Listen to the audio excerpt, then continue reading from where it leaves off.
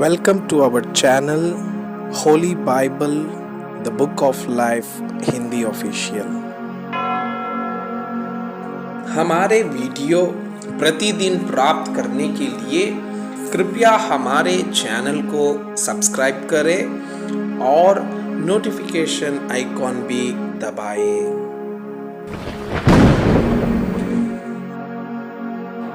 आज का पवित्र बाइबल पाठ लेव्य व्यवस्था की पुस्तक अध्याय 27 विशेष संकल्प की विधि। फिर यहोवा ने मूसा से कहा, इस्राएलियों से यह कह कि जब कोई विशेष संकल्प माने तो संकल्प किए हुए प्राणी तेरे ठहरने के अनुसार यहोवा के होंगे। इसलिए यदि वो 20 वर्ष या उससे अधिक और 60 वर्ष से कम अवस्था का पुरुष हो तो उसके लिए पवित्र स्थान के शेकल के अनुसार 50 शेकल का रुपया ठहरे। यदि वह स्त्री हो तो 30 शेकल ठहरे। फिर यदि उसकी अवस्था 5 वर्ष या उससे अधिक और 20 वर्ष से कम की हो तो लड़के के लिए तो 20 शेकल और लड़की के लिए 10 शेकल ठहरे। यदि उसकी अवस्था 1 महीने या उससे अधिक और 5 वर्ष से कम ही हो तो लड़के के लिए तो 5 और लड़की के लिए 3 शेकल ठहरे। फिर यदि उसकी अवस्था 60 वर्ष की या उसके अधिक हो और वो पुरुष हो तो उसके लिए 15 शेकल और स्त्री हो तो 10 शेकल ठहरे। परंतु यदि कोई इतना कंगाल हो कि याजक का ठहराया हुआ दाम न दे सके तो वो याजक के सामने खड़ा किया जाए और याजक उसकी पूंजी ठहराए, अर्थात जितना संकल्प करने वाले से हो सके याजक उसी के अनुसार ठहराए। फिर जिन पशुओं में से लोग यहोवा को चढ़ावा चढ़ाते हैं, यदि ऐसों में से कोई संकल्प किया जाए तो जो पशु कोई यहोवा को दे वह पवित्र ठहरेगा। वह उसे किसी प्रकार से ना बदले, ना तो वो बुरे के बदले अच्छा और ना अच्छे के बदले बुरा दे। और यदि वह उस पशु के बदले दूसरा पशु दे तो वो और उसका बदला दोनों पवित्र ठहरेंगे। और जिन पशुओं में से लोग यहोवा के लिए चढ़ावा नहीं चढ़ाते, ऐसे में से यदि वो हो तो वो उसको याजक के सामने खड़ा कर दे। तब याजक पशु के गुण अवगुण दोनों विचार कर उसका मोल ठहराए, और जितना याजक ठहराए उसका मोल उतना ही ठहरे। पर यदि संकल्प करने वाला उसे किसी प्रकार से छुड़ाना चाहे तो जो मोल याजक ने ठहराया हो उसमें उसका 5वां भाग और बढ़ाकर दे। फिर यदि कोई अपना घर यहोवा के लिए पवित्र ठहराकर संकल्प करे तो याजक उसके गुण अवगुण दोनों विचार कर उसका मोल ठहराए, और जितना याजक ठहराए उसका मोल उतना ही ठहरे। और यदि घर का पवित्र करने वाला उसे छुड़ाना चाहे तो जितना रुपया याजक ने उसका मोल ठहराया हो उसमें वह 5वां भाग और बढ़ाकर दे, तब वो घर उसी का रहेगा। फिर यदि कोई अपनी निज भूमि का कोई बाग यहोवा के लिए पवित्र ठहराना चाहे तो उसका मोल उसके अनुसार ठहरे कि उसमें कितना बीज पड़ेगा। जितनी भूमि में होमेर भर जौ पड़े उतनी का मोल 50 शेकल ठहरे। यदि वो अपना खेत जुबली के वर्ष ही में पवित्र ठहराए तो उसका दाम तेरे ठहरने के अनुसार ठहरे।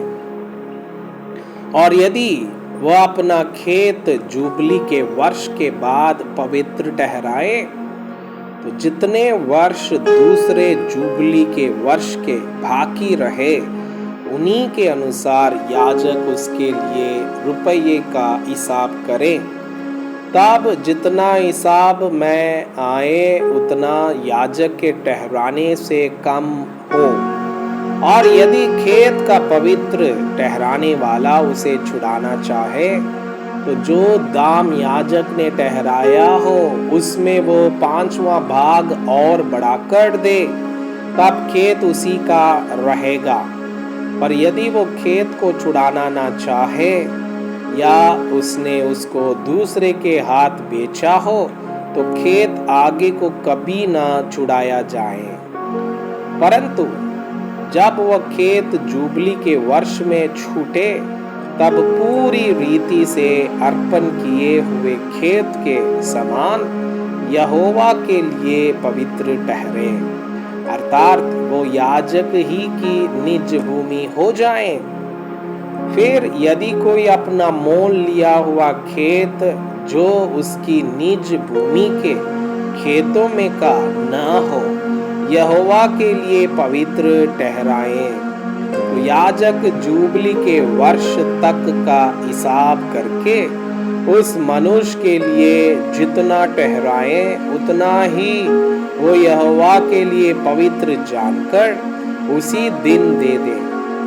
जुबली के वर्ष में वो खेत उसी के अधिकार में जिससे वो मोल लिया गया हो फिर आ जाए, अर्थात जिसकी वह निज भूमि हो उसी को फिर हो जाए। जिस जिस वस्तु का मोल याजक ठहराए उसका मोल पवित्र स्थान ही के शेकल के हिसाब से ठहरे। शेकल 20 घेरा का ठहरे। पर घरेलू पशुओं का पहलौठों जो पहलौठा होने के कारण यहोवा का ठहरा है उसको कोई पवित्र न ठहराए, चाहे वो बछड़ा हो चाहे भेड़ या बकरी का बच्चा यहोवा ही का है। परंतु यदि वो अशुद्ध पशु का हो तो उसका पवित्र ठहराने वाला उसको याजक के ठहराए हुए मोल के अनुसार उसका 5वां भाग और बढ़ाकर छुड़ा सकता है। और यदि वो ना छुड़ाया जाए तो याजक के ठहराए हुए मोल पर बेच दिया जाए। परंतु अपनी सारी वस्तुओं में से जो कुछ कोई यहोवा के लिए अर्पण करे, चाहे मनुष्य हो चाहे पशु, चाहे उसकी निज भूमि का खेत हो, ऐसी कोई अर्पण की हुई वस्तु ना तो बेची जाए और ना छुड़ाई जाए। जो कुछ अर्पण किया जाए वो यहोवा के लिए परम पवित्र ठहरे। मनुष्यों में से जो कोई मृत्यु दंड के लिए अर्पण किया जाए वो छुड़ाया ना जाए, निश्चय वो मार डाला जाए।